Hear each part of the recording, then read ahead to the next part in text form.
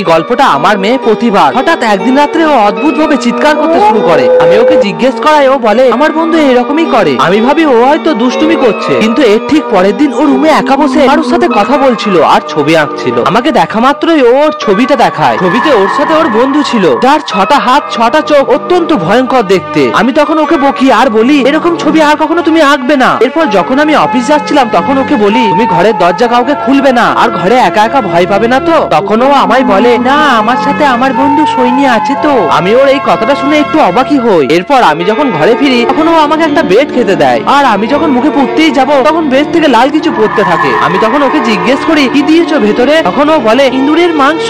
আমি তখন ওকে রেগে বলি তোমাকে এরকম কে করতে বলেছে? তখন ও আমাকে ইশারা করে বলে খাইনি। তখন আমি সময় নষ্ট না করে মেয়েকে নিয়ে দৌড়ে চার্জে যাই আর সব ঘটনাটা ফাদারকে খুলে বলি। উনি সবকিছু শুনে প্রতিমার মাথায় হাত রেখে মন্ত্র পড়তে থাকে। ওই দিনের পর থেকে প্রতিমা আবার আগের মতো নর্মাল হয়ে